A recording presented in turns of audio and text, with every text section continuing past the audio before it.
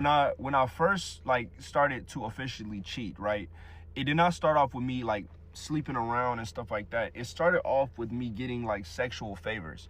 So like anybody who's familiar with Rush Hour, Chris Tucker, when he went to the, he was like, I'm going to the Asian massage parlor. And then, he went into the place and it was like a bunch of like beautiful Chinese women that he could choose and pick, and then they all surrounded him. I thought that was what it was gonna be. Let alone that was not the situation at all. Like I went there like first time, right? And it was like an old lady, like a real old lady. Like it put my guards all the way down, and I went in pretty much, take off your clothes, take this off, lay flat, got a massage, everything was good. Then she told me like turn around, and then when I turned around, she said, I'm like, what do you mean? She was like, $40, baby, $40. I gave her $40. She gave me a hand job. And from that moment on, I was literally hooked. And it went from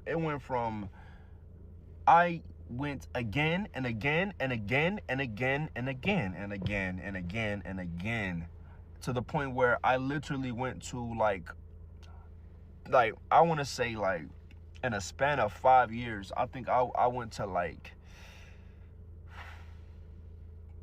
950 plus Asian massage places, getting happy endings. That eventually led to like escorts and like other stuff like that deepened like I'm talking about I could not stop. I couldn't even be trusted with like $50. That's how bad it was. Like how people have like gambling problems. I had a problem when it came to Asian massage parlors. It was bad. The moment I would get, even if we had like a Christmas party at work, and oh, you Jarvis, you won $50.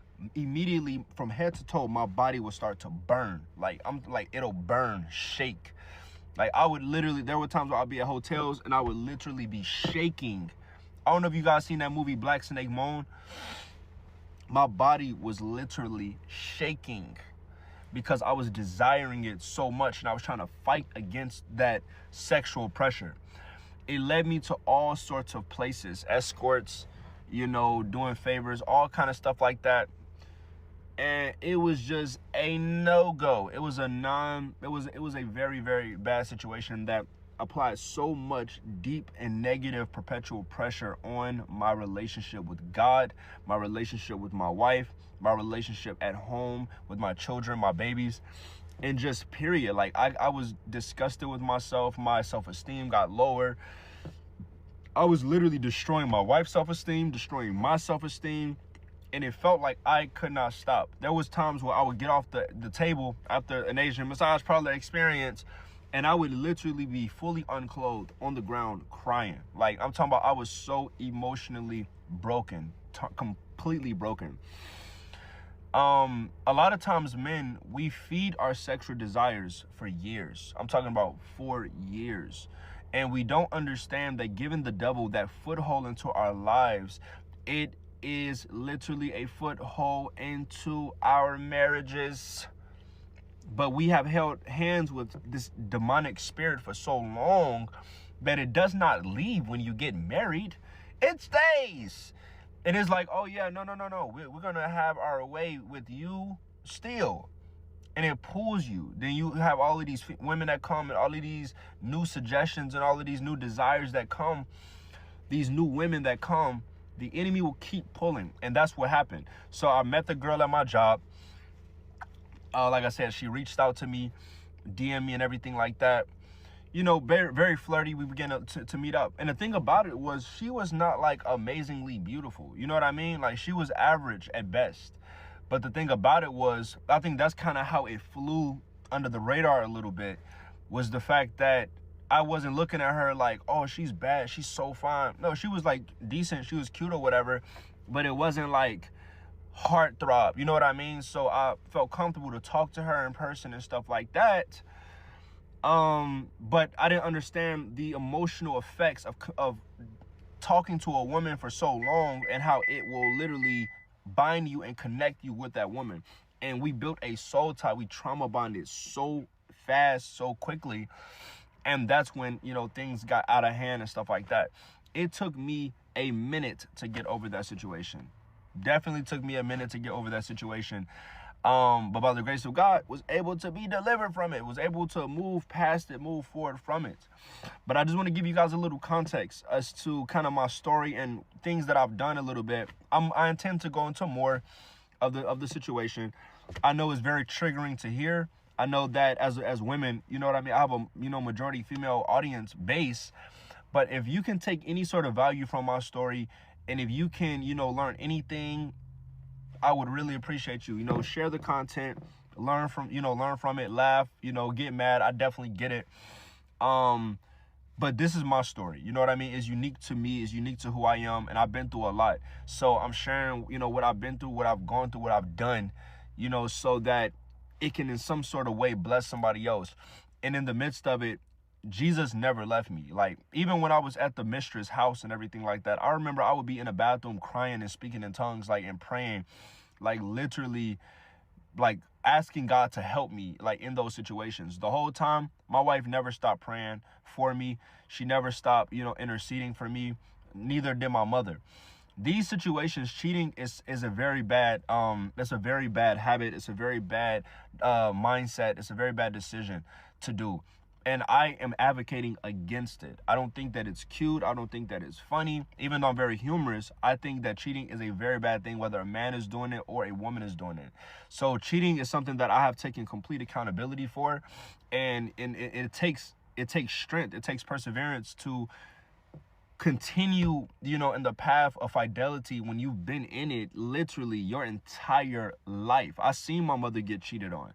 I never had like a consistent father in the house anyway. Like my dad was out the house and he cheated on her. You know what I mean?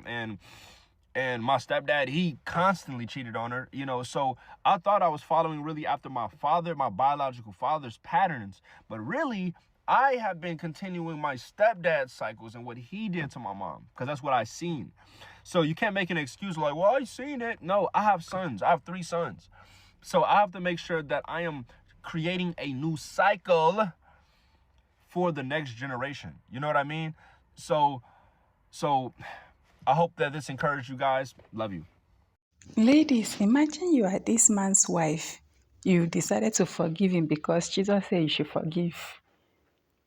Then he come online after he has cheated on you. He said he has been married for 10 years, but he cheated on his wife for that 10 years with 5 years of the 10 years of marriage. And in my calculation, according to him, I'm using the 40 bucks. He said it sometimes it's 50 bucks or 40 bucks. So in my calculation, that is giving me $38,000. That is what he used. I'm using the $40, not the $50. I'm calculating that, times that to 950 times that he said he has cheated in the massage parlor, whatever. Okay, you are the wife. You know all of this. You decide to forgive him because Christ, Jesus said you should forgive him. You pray for him because it was the devil. A grown up man cannot control himself, It was the devil's work and the old woman. When the old woman said he should turn, he could not say, no, he can't turn. Okay, all of that. Imagine all of that. You decide to forgive him. You said it was.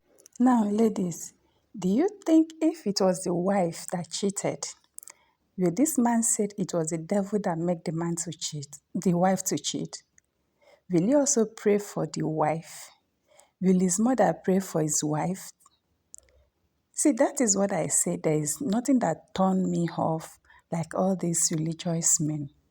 That is why a lot of men love Christianity. They love religious because they use that to oppress women. They would do a lot of things and say it is because of the devil. They would do a lot of things and say, pray for me, I'm oppressed by the devil. But you as a woman, your job is to pray. Your job is not to sin. No, don't sin. Don't do this. Devil cannot enter you as a woman. All of these men like this, if you need more reason to be single, this is another reason for you to be single. Because this type of men, they don't even like their wife. They don't. Because what was the point of coming to the internet and tell us that you cheated on your wife with multiple women? And the way he's even framing these women, oh, this one was an old woman, oh, this other one was average woman. Like, what? But then again, for him to be comfortable coming to the internet to say all of this that he has said, he knows that the wife is not going anywhere. That is it.